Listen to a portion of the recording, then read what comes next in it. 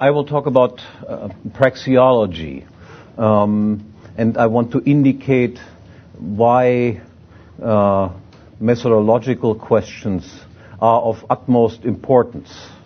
What is the status of economic propositions, of economic theorems, or of economic laws? Is economics an axiomatic deductive science, somewhat akin to mathematics or logic? Are its propositions derived from some absolutely certain starting point? And if no logical mistakes are made, are they then, if they are deduced correctly from the starting point, again, apodictically true statements? Apodictic is a term that you find frequently mentioned in Mises.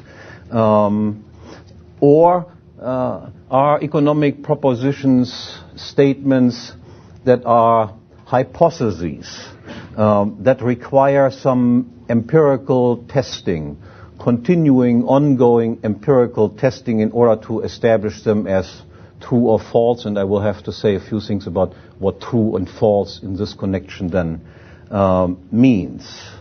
And as I said, contrary to widespread beliefs, I want to show that the answer to this fundamental question has very important implications about how to conduct yourself as an economist or how not to conduct yourself as an economist. If I want to describe the present situation, then we can say that practically all economists, except the Austrians, believe that economics is an so-called empirical science, meaning a science that requires that its propositions are continuously tested and retested and so forth. And only the Austrians take the view that no, economics is not a science that the propositions of which require continuous testing, but is instead more akin to logic and mathematics. You have already heard the expression, Austrians view economics as so-called praxeology, the logic of action. That indicates already that they think of economics as something like applied logic, applied to the subject matter of actions rather than as logic itself does to the subject matter of propositions. When I say that practically all economists nowadays believe that economics is an empirical science, I'm not saying that all economists actually practice what they preach. You find quite a few examples, especially among the better mainstream economists, that actually, even though they do not admit it, also take the view that the Austrians hold Austrian economics is some sort of logic, but they never say it. They do not practice what they preach. They preach it is an empirical science requiring testing, but what they actually do is they frequently reject the outcome of tests and say, no, the test contradicts, so to speak, plain logical reasoning, and because of this we do not accept it. But the less famous mainstream economists usually take the prescriptions of their more important proponents seriously and do indeed practice what they preach. And that, as I will indicate, causes tremendous problems for economics as a science. I should also mention that even though what the Austrians believe is nowadays an outsider position, once upon a time the situation was quite different. Until roughly the 1950s, even the general practitioners of economics did adopt some semi-Austrian view about the nature of economics. The most famous mainstream economist who wrote a book about methodology, which was heavily influenced by Ludwig von Mises, was Lionel Robbins, and his book is titled, you can find it in the bookstore, I highly recommend it, The Nature and Significance of Economic Science. And in that book you will find that no other people are cited more frequently than Ludwig von Mises and one of his students, Richard von Striegel. And the book of Lionel Robbins was considered to be the Bible of methodology for economists until the 1950s, when things changed due mostly to the influence of Milton Friedman, who proposed the opposite view. Economics is an empirical science requiring some sort of testing. The adoption of this new view that was then spread into the economics profession mostly by Milton Friedman, the adoption of the new view was due to the influence of a group of German and Austrian philosophers, the so-called positivists, also called sometimes the logical empiricists. They called themselves logical empiricists because they felt a certain affinity to classical empiricism, that is the philosophy promoted in particular by David Hume, but also by John Locke. And this philosophical school of the positivists and logical empiricists originated in Vienna around a circle of philosophers around a man named Moritz Schlick. And Mises was very much familiar with this circle of philosophers in Vienna because his brother Richard von Mises was a famous mathematician. He was a colleague of Einstein at the University of Berlin before he was dismissed from his position because he was Jewish, and then he went to Istanbul for a number of years, and then from Istanbul he went to Harvard, where he ended his career. So Mises had family ties, so to speak, to the members of this Vienna circle. Other names associated with this circle, some of you who have studied philosophy might have heard these names. Many of them became very famous afterwards. At that time, of course, they were young guys. There were no women involved in all of this. Rudolf Carnap, Hans Reichenbach, Gustav Hempel, Otto Neurath, and also Karl Popper, and I will come back to Karl Popper in a few moments. All these philosophers were not particularly influential in Europe, but most of them, almost all of them, emigrated during the 1930s to the United States, England, New Zealand, various Anglo-Saxon countries. And there, because Europe at this time, that might be difficult to imagine for you nowadays, Europe at that time in the 1920s and also in the 1930s was still the center of science. The United States, in a way, benefited from Nazism insofar as tremendously bright people came to the United States and made the United States then, after World War II, so to speak, the center of the scientific community. So these people all came to the United States, gained quite influential positions at various universities in the United States, and succeeded, so to speak, at least for some period of time, to persuade the philosophical community of their views. The logical empiricists or the positivists have been until maybe the 1970s or so probably the most influential school of philosophy in the United States. They are no longer considered to be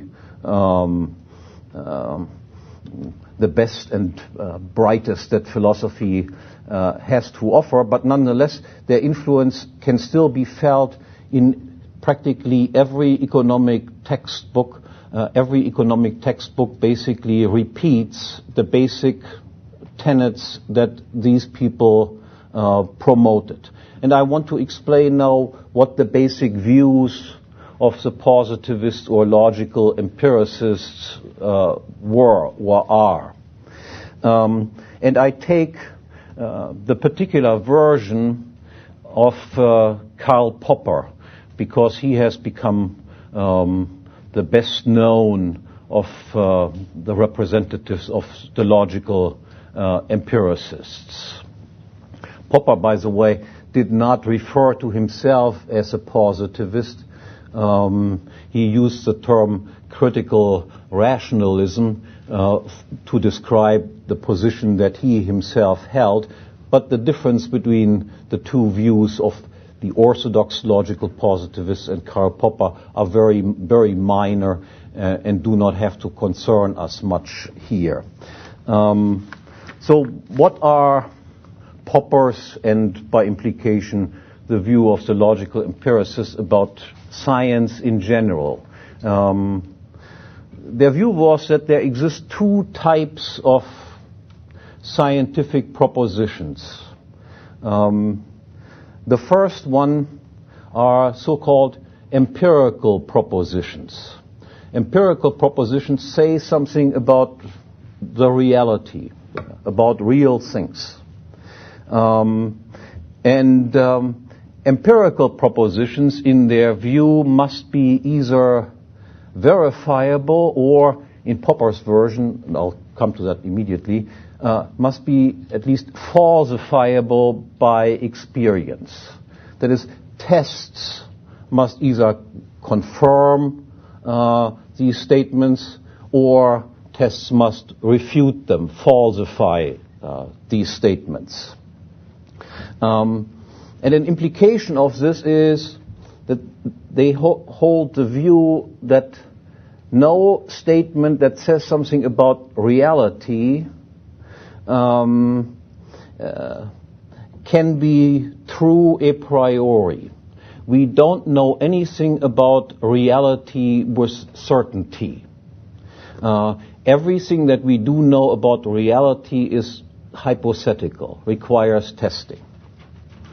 And the second type of statements that are legitimate scientific statements according to the logical empiricists or positivists are so-called analytical statements or analytical propositions. And analytical propositions do not say anything about reality at all. Analytical propositions, in their view, are true by definition. So if you say, for instance, bachelor means unmarried man, that does not say anything about the real world. It only says how certain terms are used. This term is used synonymous with such and such a term. Now, one of the implications of this is what was their view, for instance, of disciplines like logic, mathematics? And the answer of the logical positivists or logical empiricists was mathematics is not a science that has anything to do with reality. Logic is not a science that has anything to do with reality. Those statements can be established as absolutely true, as true by definition. But as I said, they don't say anything about real matters. And another implication that follows from accepting this view was that, of course, a discipline such as ethics was not a scientific discipline at all. Normative propositions, such and such is right or is just or is unjust or so, are just matters of taste according to them. Because these statements are neither empirical statements, nor are they statements that are analytical statements. And since only these two type statements are legitimate scientific statements, ethics is ruled out entirely out of the realm of sciences. In particular, the logical positivists held that in all sciences we use the same structure of argument and explanation. A scientific explanation, according to them, is always some sort of if-then statement. If such and such is the case, then such and such will follow. All scientific explanations are if-then statements. And these if-then statements then are tested. If we have a statement, if A, then B, and we observe that A is indeed the case, we make a prediction, B will follow. And if we then observe that B does indeed follow A, as our hypothesis stated, then we say our hypothesis has been confirmed. Now, what does confirmation mean according to them? A confirmation does not mean that the hypothesis has been verified. We do not know that the hypothesis is correct, because all hypotheses, all if-then statements, are statements about general phenomena. That is, the A can apply in principle to an infinite number of instances of A, and the B is referring to a phenomenon of which there again exist in principle an infinite number of instances of B. So if we find that B did indeed follow A, and the hypothesis was confirmed, all we know then is, so far the hypothesis has not been found out to be false. But there are, of course, an infinite number of other cases where we find A and B instances, and things might turn out differently in the future. So a confirmation is not, we have found out it is correct. It is, so far we have not found out it is false. The other outcome of a test is a falsification. It is, if A, then B, we observe A, but B does not occur. Then we would say this is a falsification. The hypothesis has been falsified by our observation B was absent, even though we hypothesized B would follow A. But again, it is very important to realize what falsification means and doesn't mean in this context. A falsification does not mean that A and B are not at all related.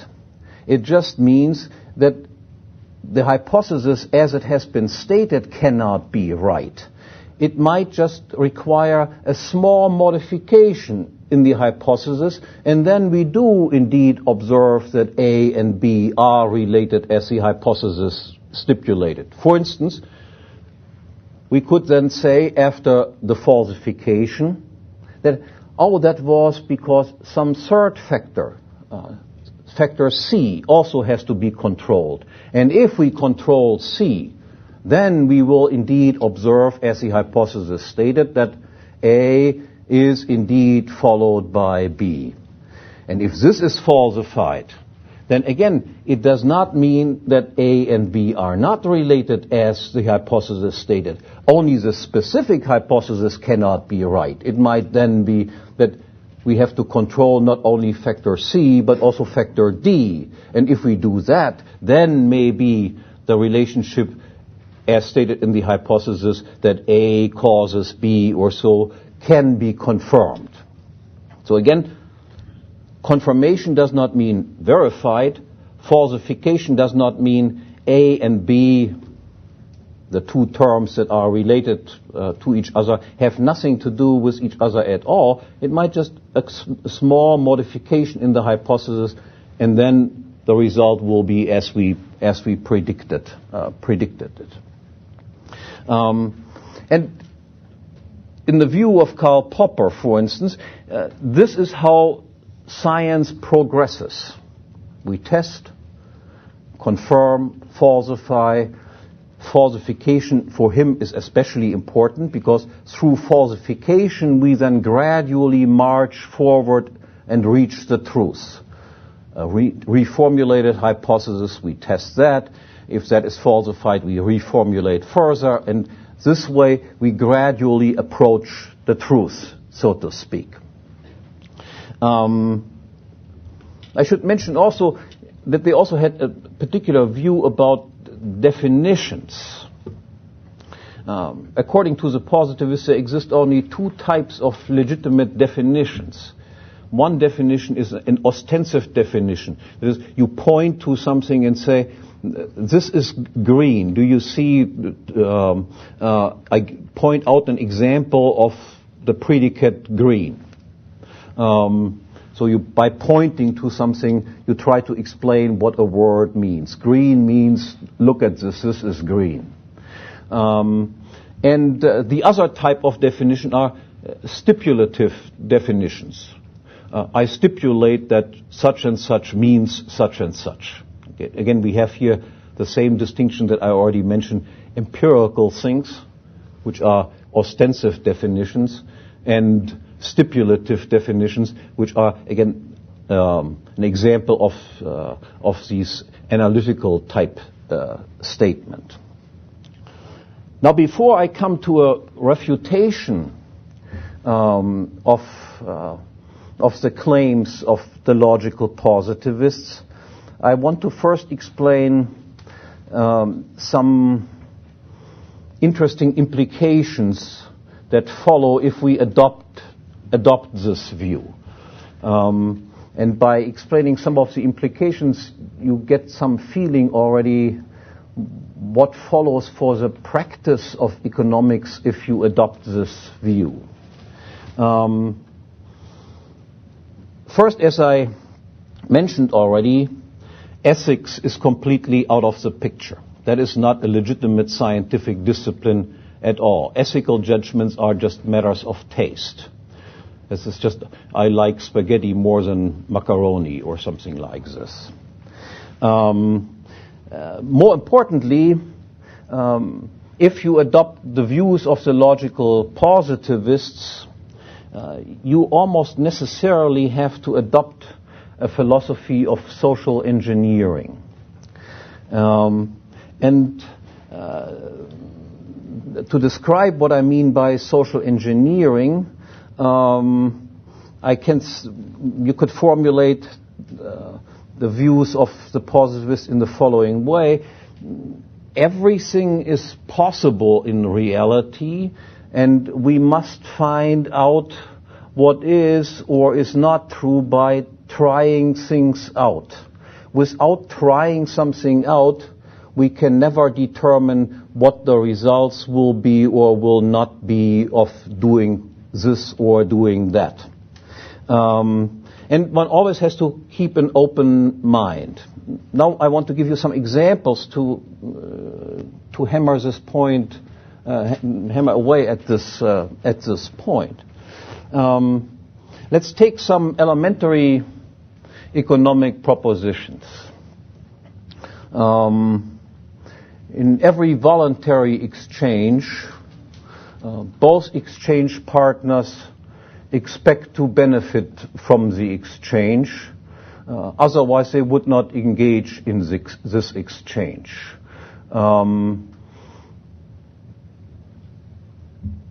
Both exchange partners must have opposite preference orders. Whatever I prefer must be something that you that you rank lower. When we exchange $1 for a newspaper, then I must prefer the newspaper over the dollar, and the newspaper vendor must prefer the dollar over the newspaper. Otherwise, this exchange would not have taken place.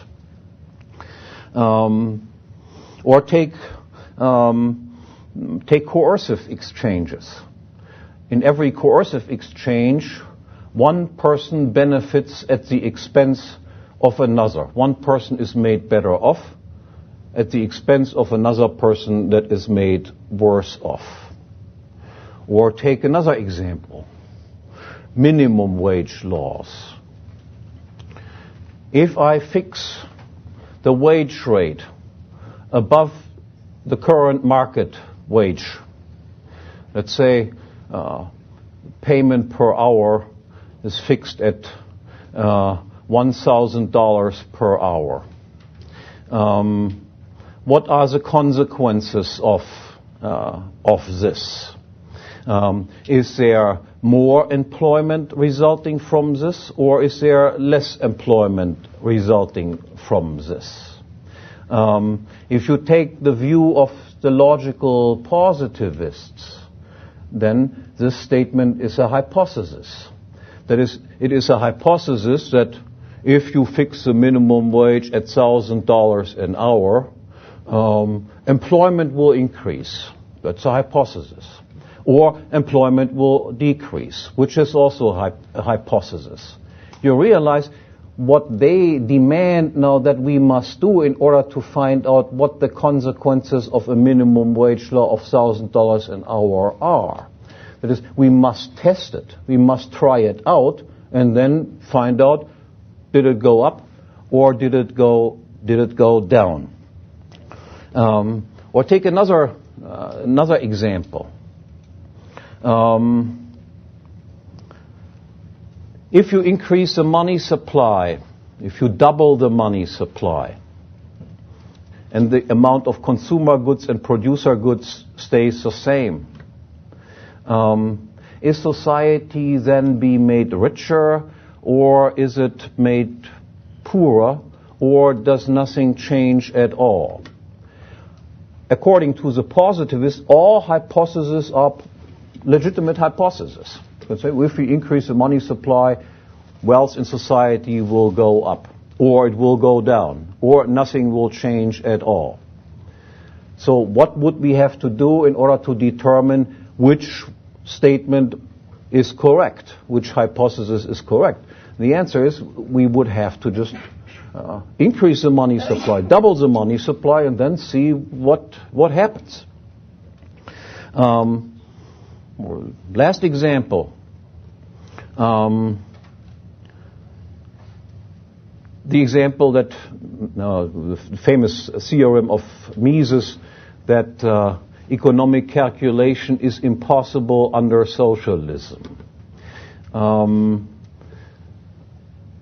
The argument that Mises gives is if all factors of production are collectively owned or owned by the state, by one entity, then there can be no prices for factors of production. And if there are no prices for factors of production, then we cannot engage in cost accounting. That is, comparing the cost with the revenue that we receive, and we cannot rationally allocate factors of production. Because of that, under socialism, standard of living will decline. This is Mises' argument. But you realize that from the point of view of logical positivists, this cannot be.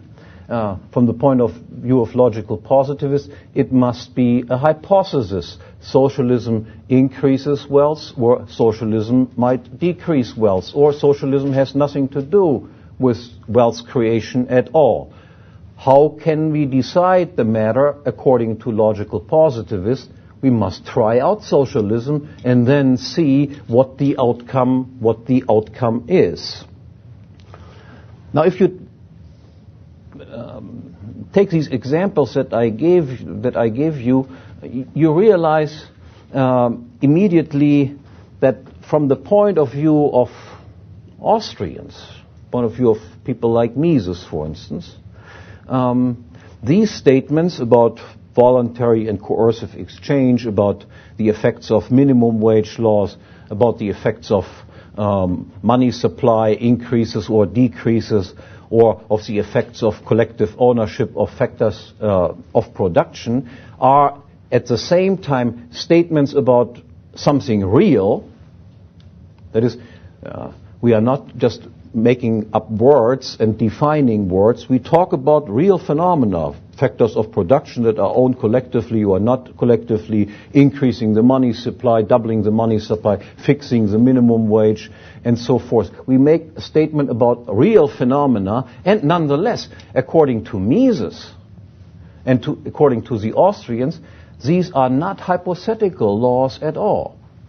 That is, their view is every voluntary exchange is mutually beneficial, otherwise it would not have taken place. There is no need to test this law ever. We cannot even think how we should test this type of law.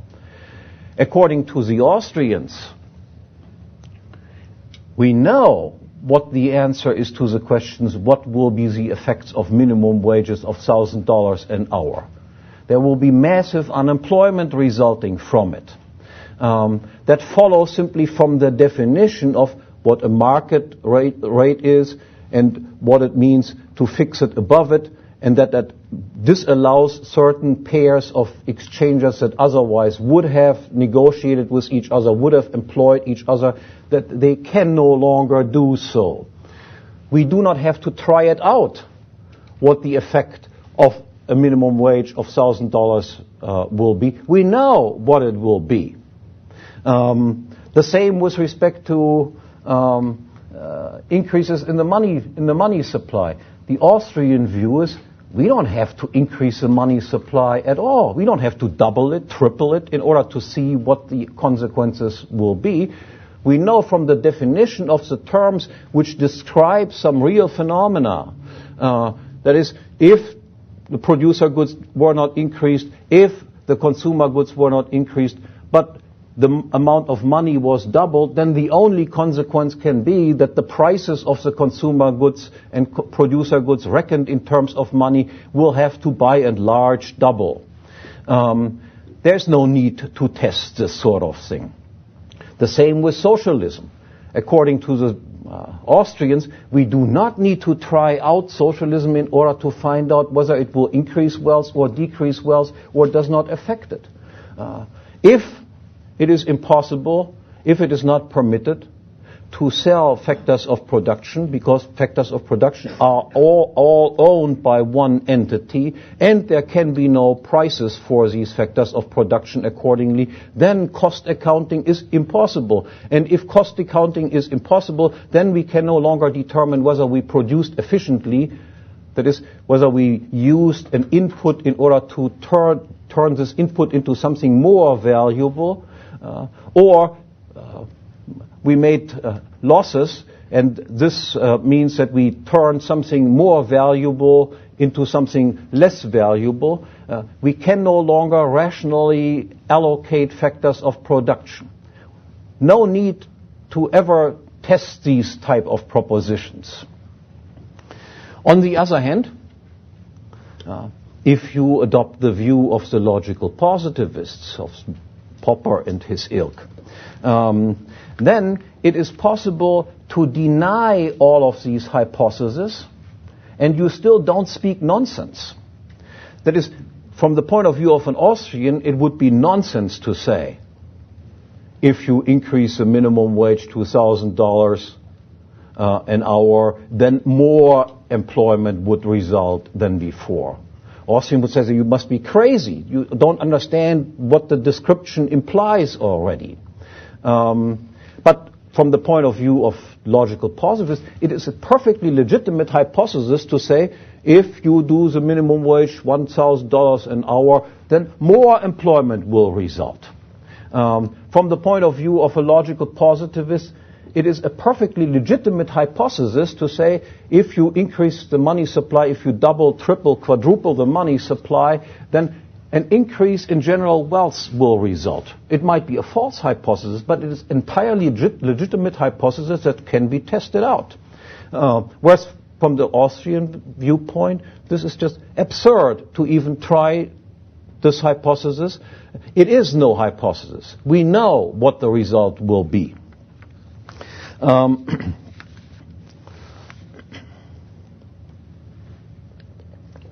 Moreover,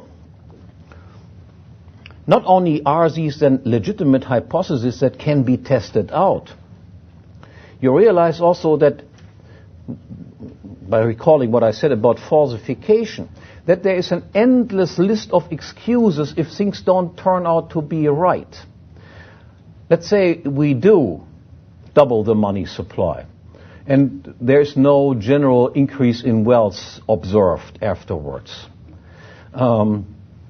So then our hypothesis would be falsified. But recall what falsification means.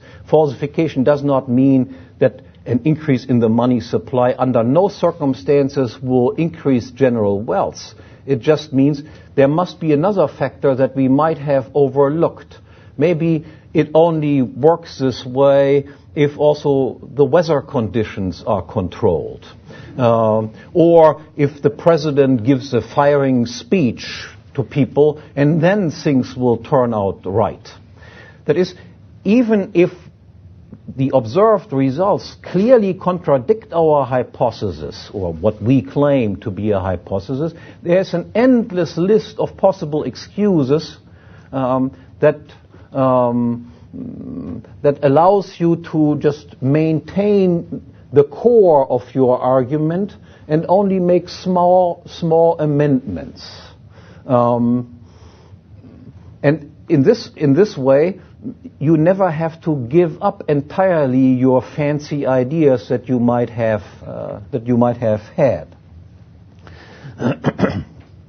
By the way, this is somewhat different from in the natural sciences, where, let's say, somebody says, if I jump off a tower, I might fly up in the air, or I might fly down and get killed once I hit the ground. Both are legitimate hypotheses, but if you try this hypothesis out and you just are flattened on the ground, and your hypothesis you might fly up is falsified, at least you have, so to speak, a good reason to learn from your mistakes. On the other hand, in the social sciences, there are certain people who can benefit from the fact that a false hypothesis is kept in business, so to speak, because some people gain from the fact that other people make mistakes. Let's say the money supply is doubled, and no general increase in wealth occurs. This does not necessarily mean that those who are responsible for the increase in the money supply will be punished for maintaining this wrong position. There's Greenspan or Bernanke or so. They might say, yes, of course, it didn't work out the way we predicted it would. But after all, we ourselves gained from the fact that we just tried out this hypothesis. So why should they ever say there's really something fundamentally wrong with this and we have to discard the entire stuff? No, they can then say, okay, there was a teeny thing that we overlooked, but next time we will fix it, and then if that still doesn't work, next time we will fix that, and so forth. Very different from the situation that exists in the natural sciences, where every individual, so to speak, gets punished for the fact that he believes in wrong things. Okay, now I want to come to a more rigorous refutation of the basic tenets of empiricism. And some of these arguments you can find in Mises, some of them I have further developed. ask yourself first this question. If the empiricists are right, and all statements, all scientific statements are either empirical statements or they are analytical statements, then we have to raise the question, what kind of statement is this statement? That is, the statement that says there are these types of statements, empirical and analytical statements. Now, according to them, they must also be either empirical statements or they must be analytical statements. Now, if they are empirical statements, then it is just a hypothesis that all statements are either empirical or they are analytical. And then you can say, okay, I can just make the opposite hypothesis also. That's not a very convincing argument. Or they must take the position that it is an analytical statement. But then we say, so what? Then you are not really saying something that is true about real statements. You simply define matters this way. That I define that there are only these types of statements and that type of statement. And again, this is not really a defensible position at all. Or that is, of course, the possibility that you can also choose. You say this statement, that all statements are empirical statements or they are analytical statements, is neither an empirical statement nor is it an analytical statement. What type of statement is it then? And the answer is, then it must be an a prioristic statement, a statement that says something about reality and is itself non-falsifiable. And this is, of course, precisely what the position of the Austrians is. There exist empirical statements, there exist analytical statements, but there exist also what Kant used to call synthetic a priori statements, but we don't have to stick to his terminology. In any case, there exist also statements that say something that is true about real phenomena, and at the same time, they are non-falsifiable. We do not have to test them. We do not have to go through observations and see does it work out or does it not work out. So 3 different types of statements. That would be the position that the Austrians take, but you realize that the logical positivists cannot accept this type of position. That contradicts their basic view. There are only 2 types. We can apply the same type of argumentative strategy to their view about what scientific explanations are. Scientific explanations, you recall, are hypothetical if-then statements. Then the question has to be, what type of explanation is this explanation of an explanation? Is that also an if-then statement that is either empirical or analytical? If it's empirical, then we have to say, so what? There might be any types of different types of explanation. Why only these? Why do explanations have to look the way you say? It is just a hypothesis. You make a hypothesis about what explanations have to look like. Or if it's analytical, then we just simply say, okay, you define your terms, but I define them differently, and so what? Okay, now I want to come... The point of this was merely to show there are internal contradictions in the system of the logical positivists. And the Austrian view avoids these types of internal contradictions by admitting there is a third type of statement, a prioristic statements. Now I want to show that that this idea of falsificationism promoted by Karl Popper, even if we are willing to grant that that might work in the natural sciences, it cannot possibly work in the social sciences. And in order to see this, let me just... This will come again, I understand. Okay. So this is how we are supposed to proceed according to the positivists in all sciences. We formulate the hypothesis, then we test the hypothesis. The hypothesis can be confirmed or it can be falsified.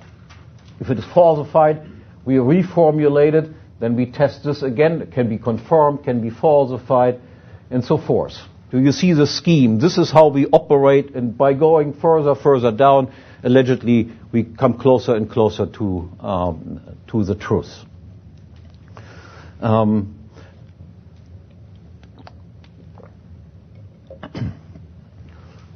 Now I want to make you aware first of a requirement that is necessary in order to say a hypothesis has been confirmed or a hypothesis has been falsified. So let's say I observe the hypothesis if A then B.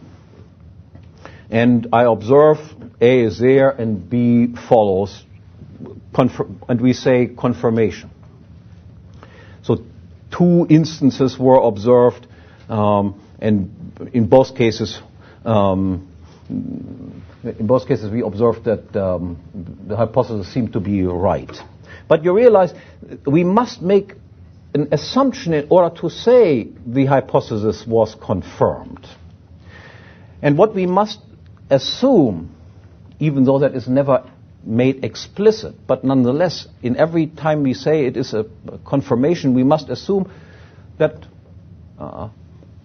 in the course of time, laws did not change, the nature of the objects did not change.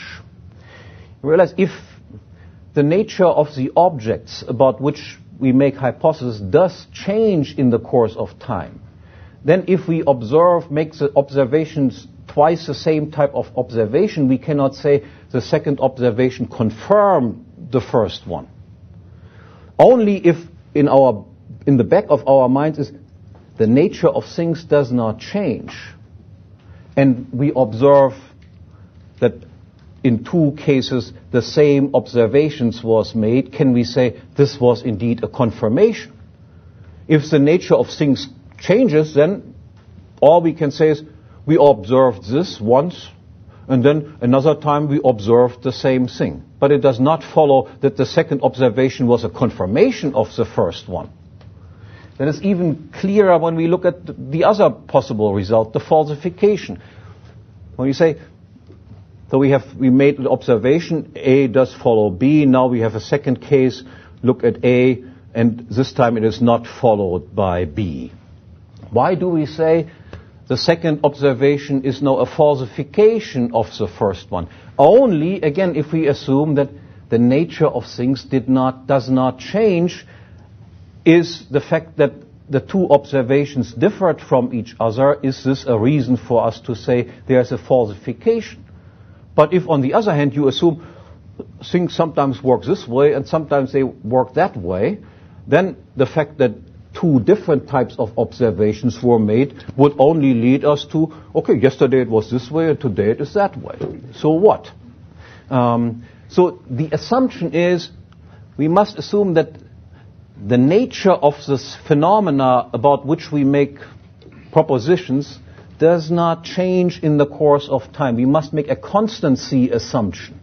Only if we make this constancy assumption can we then say from a repeated observation, this is a confirmation, or from observations that were different, that it is actually a falsification of what we observed the first time. So now the question, this brings me to the point where I want to show this does not work when it comes to explaining actions. Now look, when we explain actions, we explain, so to speak, the behavior of the person, of the experimenter, of the logical positivist, who does all this, who goes through all of this. That is, we make a statement about the person who follows this procedure. But what do we observe that happens to the person that goes through this procedure, that formulates a hypothesis and makes observations, then registers whether the observation corresponded to the hypothesis or didn't, reformulates it, and so forth? This experimenter, the person doing all this, he must change by definition. That is, he must be able to learn. Otherwise, why do we even do all of this if we would not take it for granted that the person engaging in this is, so to speak, different from one point in time to the next, has a different state of knowledge than he had before? We engage in science only because of the fact that we learn something that we did not learn before. Whether it is confirmed or whether it's falsified, we know something that we did not know at the beginning of this type of process. So it is impossible to say, to maintain this type of constancy assumption that I explained is necessary in order to say this is a confirmation, this is a falsification, whenever it comes to the experimenter, to the tester, to the observer of this entire process. There's a contradiction in this. It cannot possibly be this way. Now, what follows from this? I'm almost we're getting close to the end here already. A twofold conclusion.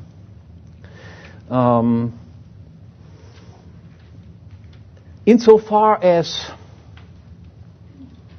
changes in knowledge can influence our actions, we cannot make if-then predictions that can be confirmed or falsified at all. On the other hand, I have also shown that we know something to be true about all actors at all times. Namely, that they go through these procedures, that they learn, that their state of knowledge is changed, that they retry, that they reformulate hypotheses, that they redesign their action plans, and so forth. So there are two parts then in the social sciences. One is what Austrians refer to as theory. Theory are propositions that are saying something about real phenomena but are non-falsifiable. And then there is something that we call history. But history or historical statements are not if-then laws at all. They are something that that identify causes that worked one time. We reconstruct after the event what caused such and such. But they do not allow us to make predictions with respect to the future. Let me just give you an example using the most fundamental law of economics in order to explain what I have in mind here. Take the law of marginal utility. The law of marginal utility states that as a supply of a homogeneous good increases, the marginal utility decreases, and vice versa. As a supply of a homogeneous good decreases, the marginal utility increases. Now, how do we come up with this law? If we have, again, a supply of homogeneous goods, each unit of a good is equally serviceable given some certain end. What do we do with the first unit of a homogeneous good? We always employ the first unit of a homogeneous good in order to satisfy what is our most highly ranking end of all ends that can be satisfied with this unit. That is a logical deduction. What do we do with our second unit? With the second unit of a homogeneous good, we satisfy what is our second most highly ranking goal of all goals that can be satisfied with the unit of this good. And with the third one, we satisfy our third most highly ranking good. You realize that this statement is true about every person and all actions that we ever perform. But it does not help us at all to predict what it is that I will do with the first unit. Do I use my first orange in order to make orange juice, or to eat the slices of the orange, or to use the orange as a punching ball, or whatever it is? I do not know that at all. This is something that is affected and can be affected by learning that occurs. I might discover I can do this with oranges. I didn't know that until yesterday. On the other hand, regardless of the fact that I do not know what your concrete choices will be with the first unit of a good and the second unit of a good and the third unit of a good, that you will use the first unit in order to choose your most highly ranking goal, and the second one to choose your second most highly ranking goal, and so forth, that I can predict with absolute certainty. That is always true.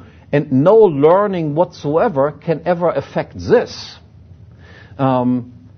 Learning cannot affect that we have means in order to pursue ends. That is the categorical structure of action. But what means there are, what I regard as a means, what I think can be done with a mean, what ends I can pursue with a mean, is something that can be affected by changes that occur as a result of going through procedures like this. I discover all of a sudden I can do something with oranges that I didn't even know about yesterday. And my entire value scale might change. But the fact that there are means, that the means are employed in order to pursue ends, and that an increase in the number of means at my disposal, homogeneous means at my disposal, always means that I will go from higher ranking to lower ranking ends and so forth. That is, of course, under no circumstances ever falsifiable. So, in this sense, we can say Austrians, even though they are blamed very frequently by mainstream people to show a certain hubris, by claiming that that they have statements at hand that are a priori true. Austrians, in a way, are very humble people, because they make you aware there are very important aspects of human action about which we can make statements that are apodictically true. But there are also other things that we cannot, as economists, predict or explain at all. That is, the law of marginal utility, about that we are absolutely certain. But I will not make any prediction as an Austrian economist what the most highly ranking goal will be for you to use the first orange, and then the second most highly ranking goal for you to use an orange, and so forth.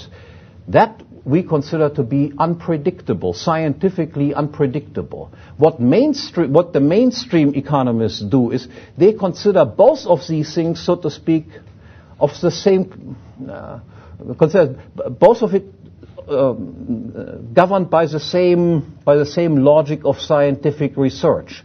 They think that the law of marginal utility is a hypothesis, and we can also predict what I will do with my first orange, and what I will do with my second orange, and what I will do with my third orange. That is, in some sense, we can say that mainstream economists are actually more convinced of their ability to predict human behavior than Austrian economists are, who insist certain things we can be absolutely certain about, but there are other things that we cannot do at all. So we are humble as compared to what you find displayed by mainstream economists. I thank you very much.